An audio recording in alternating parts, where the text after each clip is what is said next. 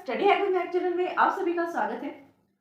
जैसे कि इससे प्रीवियस वीडियो में हम टॉपिक कर रहे थे what are the topologies and what are the different types of topologies that we can use in the computer network.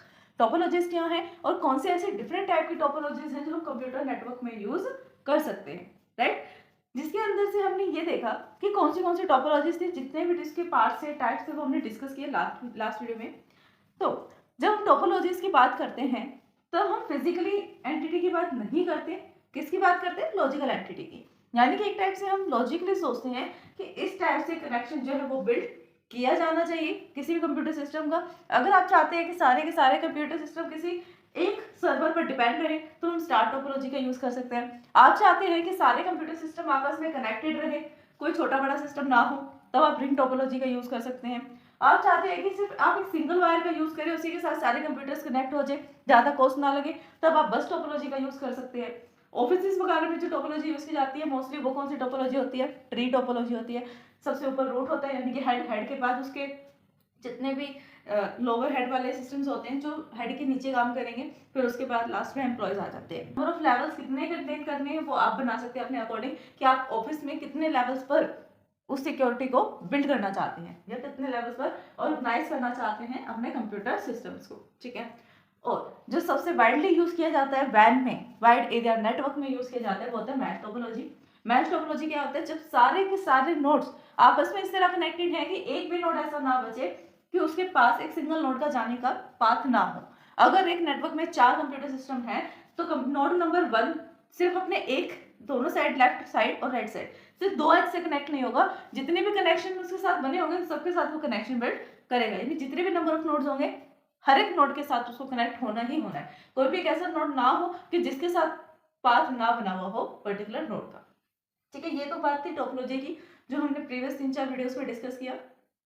आज का जो टॉपिक रहेगा वो होगा what are the network hardware components, explain it with full details. Network hardware components क्या हैं जो हम कंप्यूटर नेटवर्क में यूज करते हैं, कौन से टाइप के होते हैं, क्या उनका काम होता है, वर्किंग कैसे करते हैं, किसकी क्या एडवांटेज है, क्या डिसएडवांटेज, क्या फीचर्स है, कैसे यूज किया जाता है, इस एंड एवरीथिंग इस वीडियो में हम डिस्कस करेंगे। तो चलिए वीडियो को स्टार्ट करते हैं और देखते हैं नेटवर्क हार्डवेयर कंपोनेंट्स। और network, a computer network not only contain the wires and the computers. जब हम कंप्यूटर नेटवर्क की बात करते हैं तो कंप्यूटर नेटवर्क सिर्फ और सिर्फ वायर्स के ऊपर और कंप्यूटर सिस्टम पे डिपेंड नहीं करता। वायर्स और कंप्यूटर सिस्टम की बात हम कर चुके हैं टोपोलॉजी के अंदर, कौन सा सिस्टम होगा, कैसे अरेंज किया जा सकता है, कितनी नंबर ऑफ वायर्स हमें चाहिए होंगी। अब हम इसकी बात नहीं करेंगे कि वायर्स कौन सी चाहिए, कितनी चाहिए, कंप्यूटर सिस्टम क्या होना चाहिए, कैसे ऑर्गेनाइज करें, हम इसकी बात कुछ नहीं करेंगे। हम कंपोनेंट्स की बात करेंगे, हार्डवेयर कंपोनेंट जो एक्चुअल में वायर्स को कनेक्ट करने के लिए यूज किए जाएंगे या किसी अनदर काम के लिए यूज हो रहे हैं, बट वो हार्डवेयर कंपोनेंट है।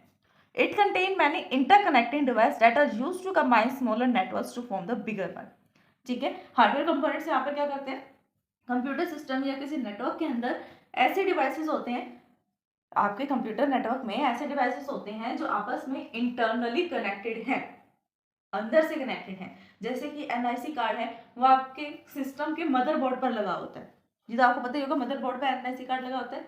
तो ये क्या है? डिवाइस के अंदर एक हार्डवेयर डिवाइस है जो आपके सिस्टम के साथ ही इंटरनली कनेक्ट हो रहा है। यानी आपके मदरबोर्ड पर जो एनआईसी कार्ड है वो सीपीयू के साथ कनेक्ट है, सीपीयू आपके सिस्टम के साथ कनेक्ट है। तो इनडायरेक्टली वो क्या कर रहा है? इंटरनली कनेक्ट कर रहा है आपके सिस्टम के साथ, जो क्या होता है स्मॉलर नेटवर्क्स का कॉम्बिनेशन क्रिएट करता है। छोटे छोटे नेटवर्क्स के पार्ट्स को, हार्डवेयर कंपोनेंट्स को इकट्ठा करेगा जिससे एक बड़ा सिस्टम जो है वो बनाया जा सकता है, ठीक है।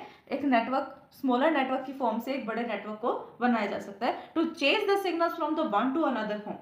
सिग्नल को चेंज करने के लिए, जैसे हम डिजिटल से एनालॉग में जाते हैं, एनालॉग से डिजिटल में आते हैं, तो जो सिग्नल्स होते हैं उनको चेंज करने के लिए कुछ ना कुछ तो करना पड़ेगा।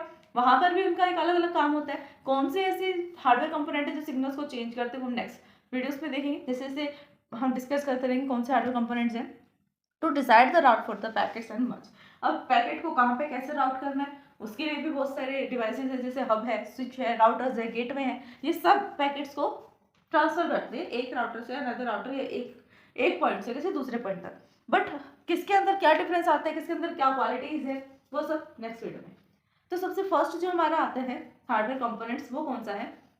फर्स्ट हार्डवेयर कंपोनेंट आता है कनेक्टर्स।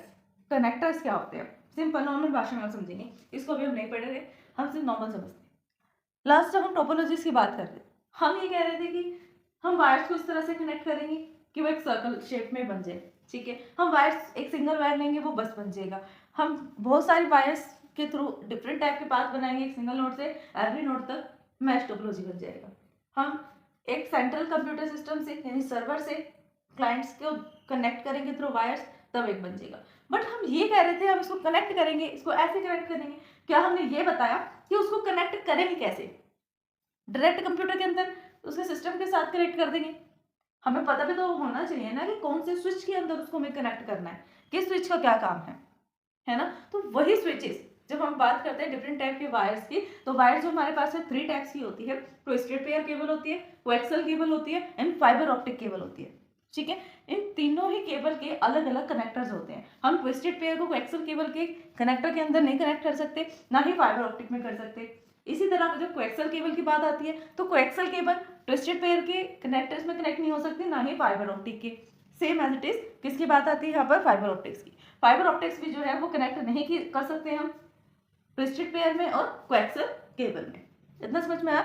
इससे हमें क्या पता लगता है कि जो भी वायर्स होगी उसका अपना एक अलग से कनेक्टर होगा, वो किसी पे डिपेंड नहीं करेगी, करेगी तो डिपेंड सिर्फ अपने कनेक्टर पर। तो अब क्या समझ में आया कनेक्टर्स क्या होते हैं? Connectors are used to connect the guided transmission media to the device.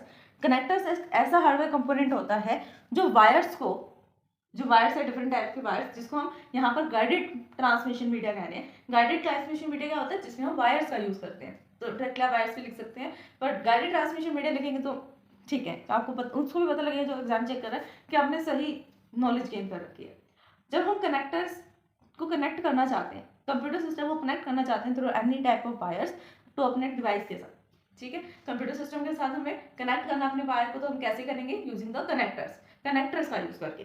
कौन से डिवाइसेस है जहाँ पर हम वायर्स को कनेक्ट कर सकते हैं? हम हब के साथ कर सकते हैं, स्विच है, राउटर है, मॉडेम है, सर्वर है, वर्क स्टेशन, बहुत सारे डिवाइसेस हैं, यानी हर एक डिवाइस के साथ कनेक्ट करने के लिए हमें कनेक्टर चाहिए होगा।